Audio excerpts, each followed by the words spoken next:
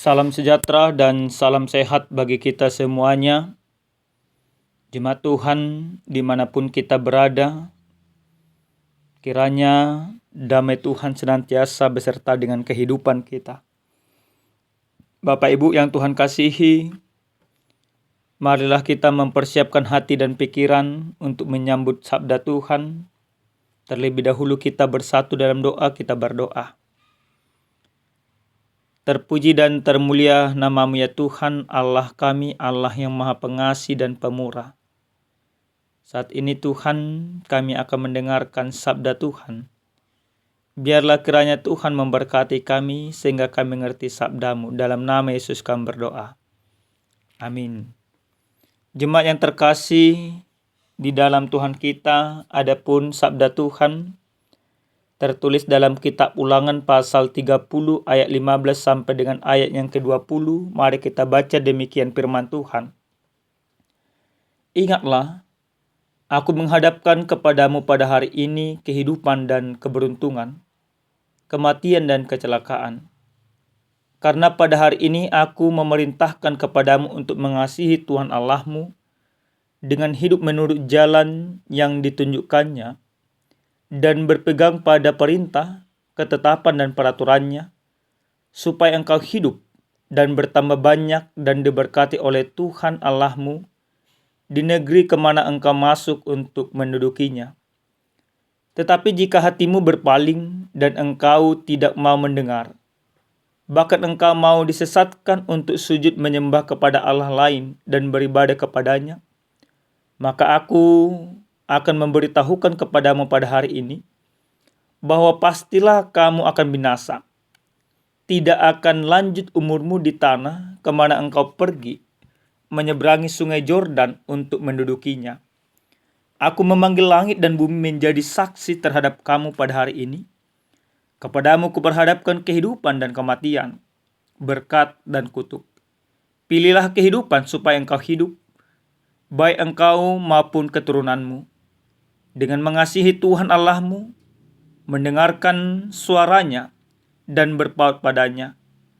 Sebab hal itu berarti hidupmu dan lanjut umurmu untuk tinggal di tanah yang dijanjikan Tuhan dengan sumpah kepada nenek moyangmu, yakni kepada Abraham, Ishak dan Yakub, untuk memberikannya kepada mereka. Demikian pembacaan kebenaran firman Tuhan. Jemaat Tuhan yang terkasih di dalam Tuhan kita Yesus Kristus, di dalam hidup ini selalu ada pilihan. Tentu kita sudah biasa untuk memilih sesuatu yang benar-benar bermanfaat untuk hidup kita. Bahkan ketika kita memilih sesuatu, maka kita sudah siap menerima segala resiko yang ada akan atas pilihan tersebut. Maka sekali memilih, tidak boleh mundur. Dalam sabda Tuhan yang sampai kepada kita pada saat ini, di mana Musa kembali memanggil orang Israel, memberikan pidato terakhir kepada mereka sebelum Musa meninggal, sebelum Musa digantikan oleh Joshua. Maka dalam pidato terakhir yang disampaikan oleh Musa kepada umat Israel pada saat itu, Musa memperingatkan, menegaskan dan menekankan kepada umat Israel supaya mereka senantiasa hidup di dalam ketentuan dan peraturan Tuhan, supaya mereka senantiasa mengasihi Tuhan. Maka Musa sesungguhnya mengatakan kepada bangsa itu, supaya bangsa itu dalam hidupnya memilih Tuhan, mengasihi Tuhan. Kenapa mereka harus memilih dan mengasihi Tuhan? Supaya mereka diberkati, supaya jalan yang mereka jalani itu mendatangkan kehidupan bagi mereka.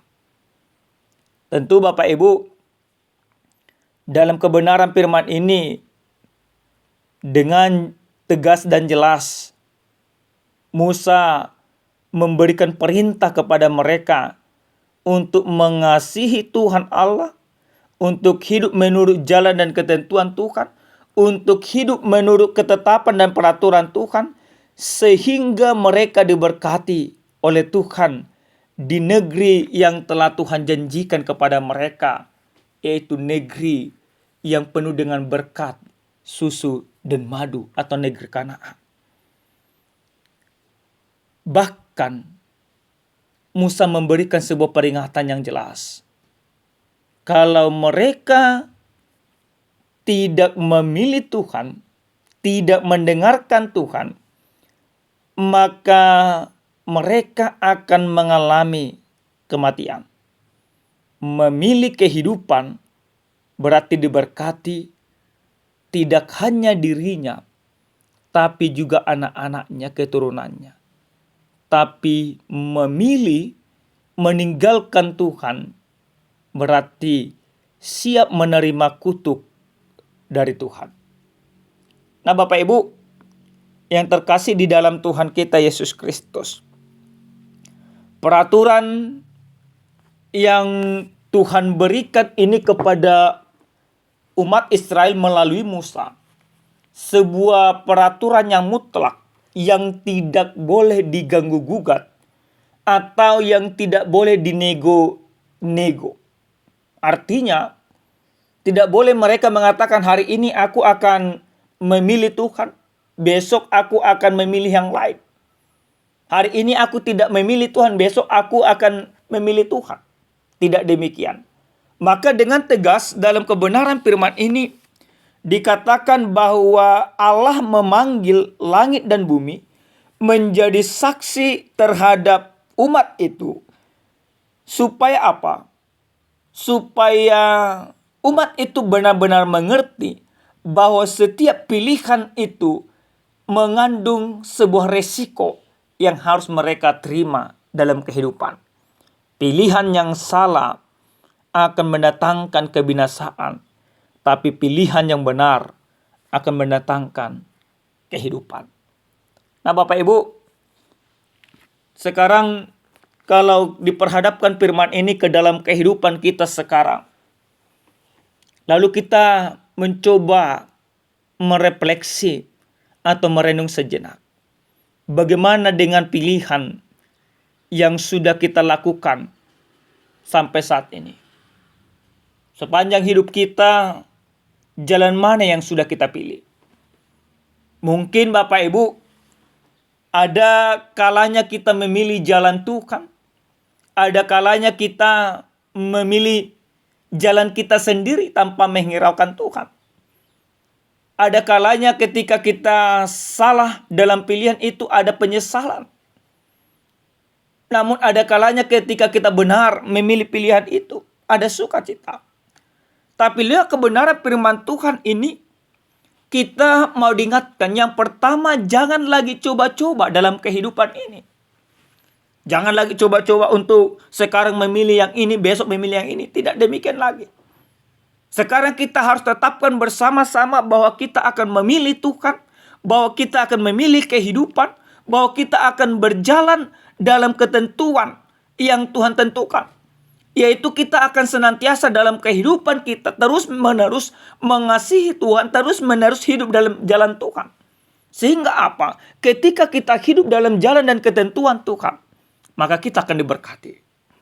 Berkat yang kita terima tidak serta-merta hanya soal materi, tapi itu juga akan terjadi. Berkat yang kita terima sangat banyak, Bapak Ibu. Ada berkat kesehatan, ada berkat pekerjaan, ada berkat